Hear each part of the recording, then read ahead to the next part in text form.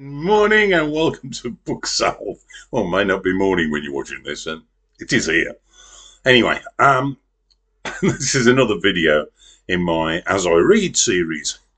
Uh, why do you keep so many books? Is a question that I imagine people who visit me would ask if they didn't know me well or hadn't got a past the conversational terminator that is, wow, you've got a lot of books, which of course carries the not too subtly hidden plea of please don't stop talking about them.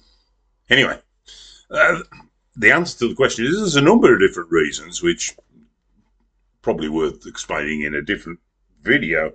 But what I want to do here is to focus on the one that says, so that my life is like living in a bookshop.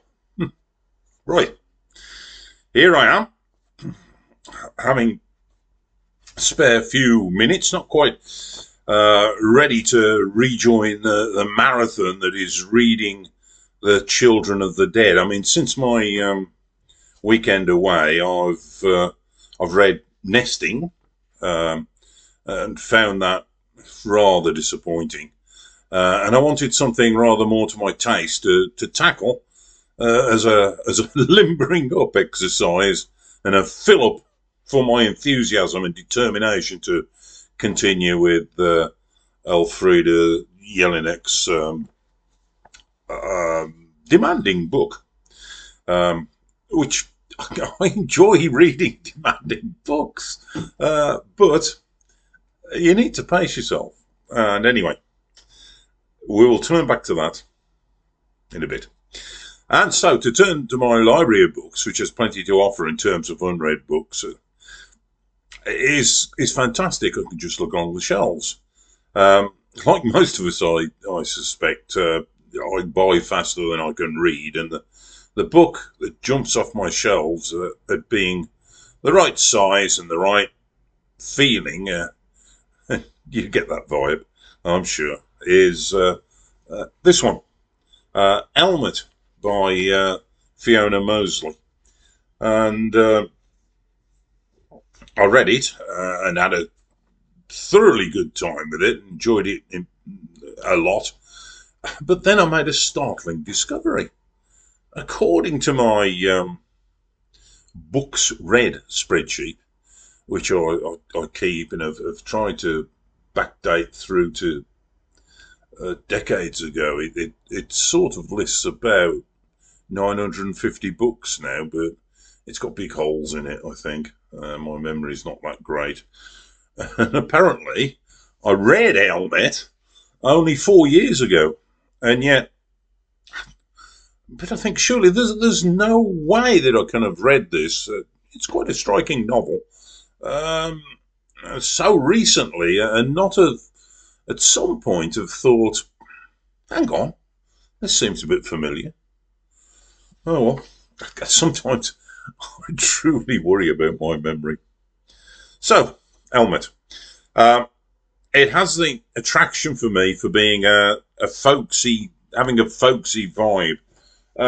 If the, I'd say I don't read genre, but I guess if there's a subgenre that I might admit to having a penchant for, it would be really a working class rural realism that's bleeding into folk horror.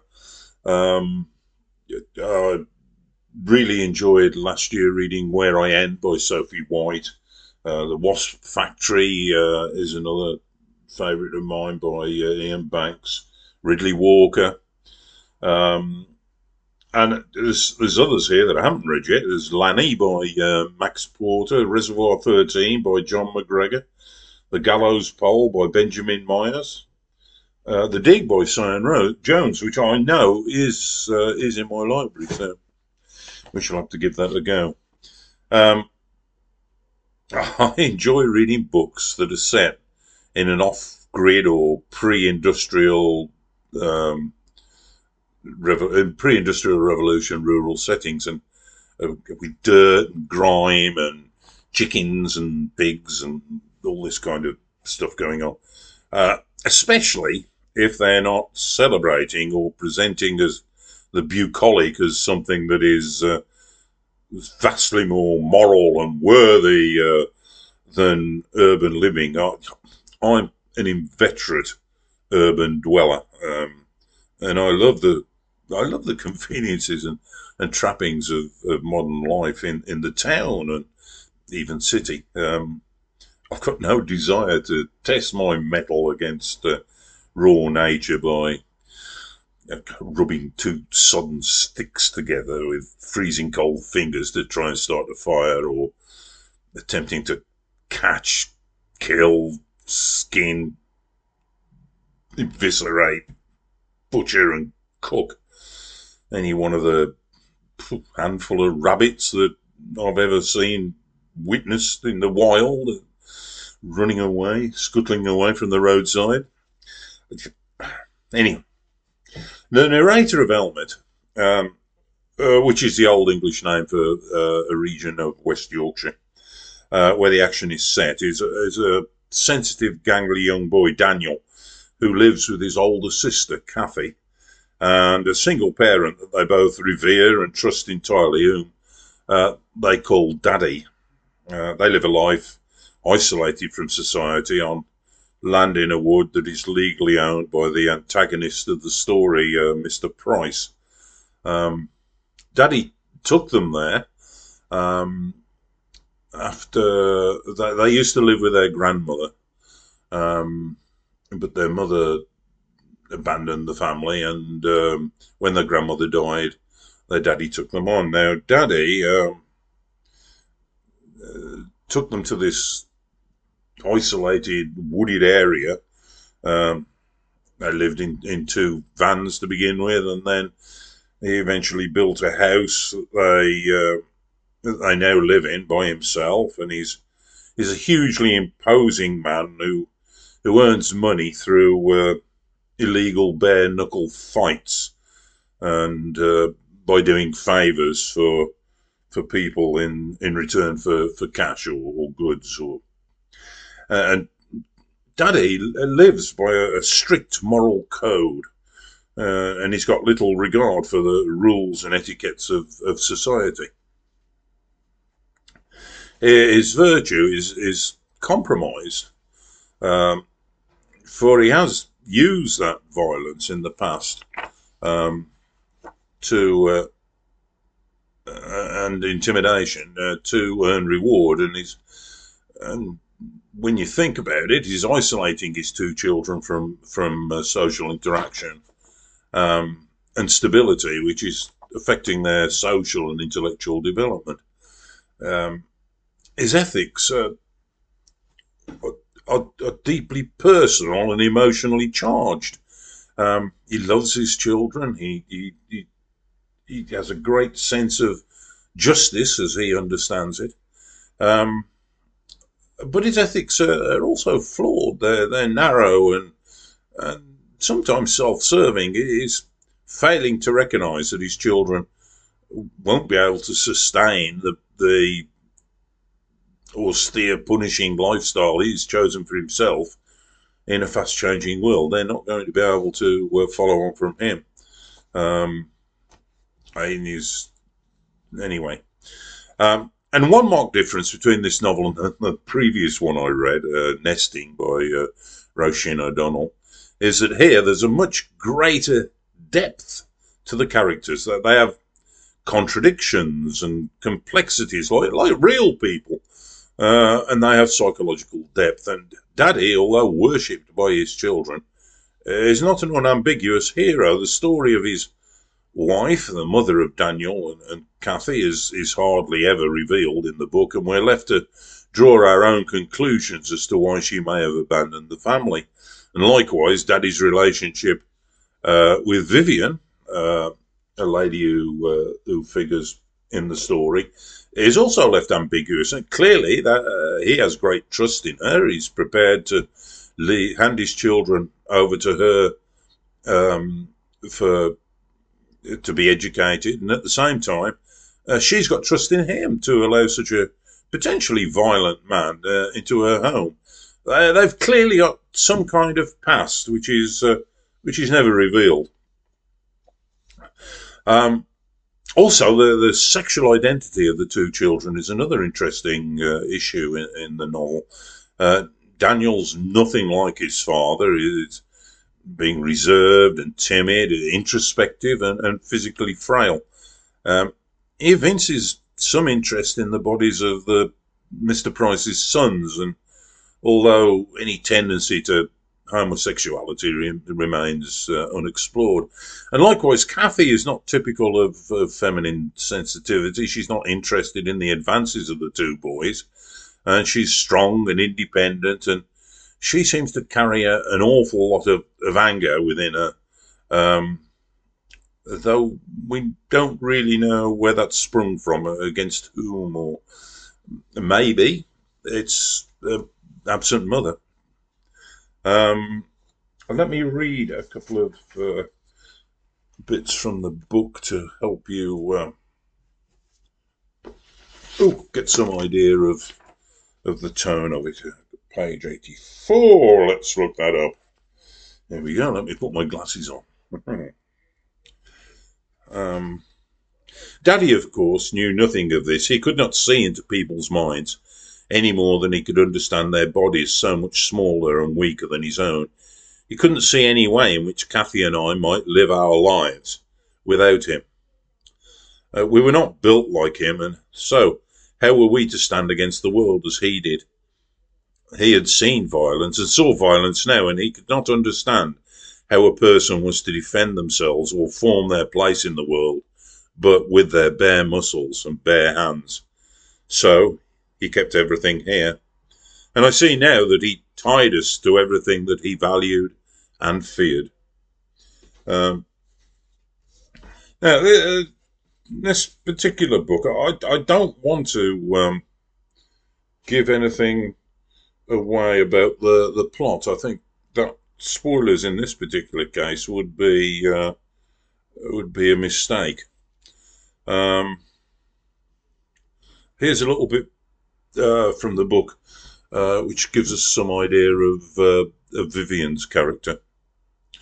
A lot of men feel like they should be violent, said Vivian. They grow up seeing a violent life as something to aspire to. They don't have any real sense of what it means, and they hate every minute of it. Your father is not like that. There is a tension about him when he approaches a violent act, and a calm about him when he has finished. The times which he is on edge are those just before he strikes. He's most frustrated when a fight is a couple of months behind him and a couple of months ahead of him. That's when you'll see him shake. Your daddy needs it, the violence. I wouldn't say he enjoys it even, but he needs it. It quenches him. And that really is how we should take Daddy is both an admirable and a reprehensible figure at the same time. Now, as I say, I don't want to give away the ending to this. The ending in Nesting was transparently signalled, and in Elmet, there's a crescendo of visceral violence which contrasts with the gentle descriptions of nature and the environment which adorned the earlier part of the book. And in my opinion, these descriptive passages are the highlight of the novel. I'll perhaps pick a couple of descriptive passages. Let's have a look. 14 minutes. We're going on rather, aren't we? So maybe we'll see how many we pick up on, shall we? Here's a passage from near the start of the book where they're talking about, where Daniel's talking about Granny Morley, who they lived with when he was small. So here we go. When we were small, Granny Morley walked us to school, holding one of each of our hands in each of hers. Our school was in the town itself, on the other side of the parkland, where seagulls the size of small dogs pulled scraps from bins. We went through there to school in the mornings in our uniforms. Red sweatshirts, white polo shirts, and grey flannel trousers or pleated skirts for Kathy, and black leather shoes that we polished every Sunday evening. The main part of the school was in an old red brick Victorian building, and there was a bell tower at one end. The bell was too rusty to chime, and nobody ever thought to fix it. Instead, there were red bells, like fire alarms, attached to the walls of the classrooms inside, and those told us when to go out to play and when to come back inside. Some of the corridors had bright pictures stuck to the wall with tack, and some did not, and the whole place smelt of OXO cubes and sugar paper. Really good writing that is evocative of the place. Here's a description of when Daniel first goes into Vivian's house. The sitting room was light, despite the heavy green plants propped up on the windowsills. The French windows faced southeast towards the morning sun, and light poured in over the sharply edged papers that had been placed carefully on specific surfaces. There was a deep sofa covered by warm blue velvet, and with two large sitting cushions. They dipped to meet each other in the middle, but they were still quite plump at their outer edges. There was a blanket on one side of the arms, with a scene stitched together with red and white wool, but obscured by the folds. There was a carpet, atop a carpet, one grey and fitted to the size and shape of the room, and one a set rectangle with tassels on the two shorter edges and a pattern of lines and angles that I would have sat down on and traced my fingers over were I younger or alone. There was a coffee table in the centre of the room, and a round upright table by the French windows with a white cotton cloth and a tucked-in chair. There was a plate and a cup of tea or coffee on the table, and I supposed Vivian had eaten her breakfast there.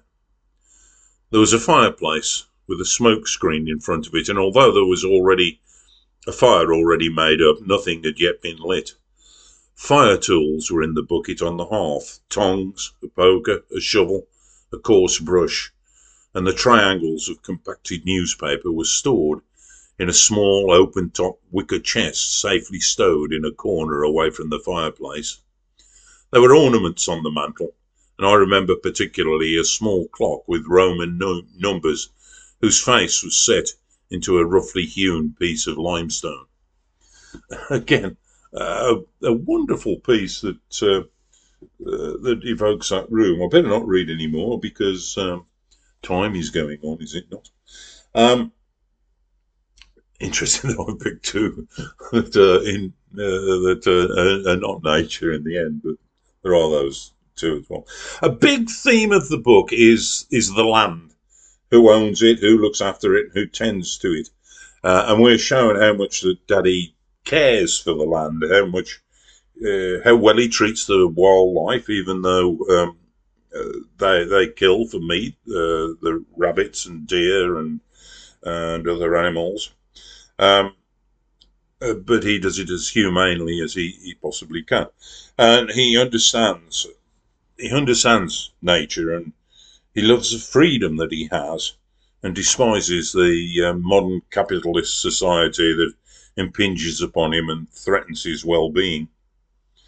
And we see the change coming into this part of Yorkshire. The setting is modern. Pendolino's cut through the land on the northeast railway line linking London and Edinburgh, and there's new build bringing in middle-class commuters, immigrants who come to harvest the crops on below minimum wages, and profiteering from estate and land ownership and wealth and power beyond the means of the rural populace to resist.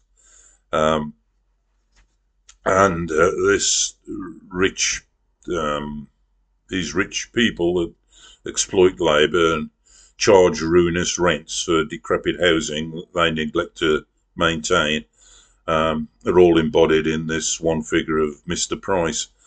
I've never. This character isn't as deeply written, but I've never read a passage in the novel that included Mr. Price without picturing Nigel Farage. Price is a nasty, self-serving piece of work, a crook and a bully with a retinue of heavies who'll do his dirty work.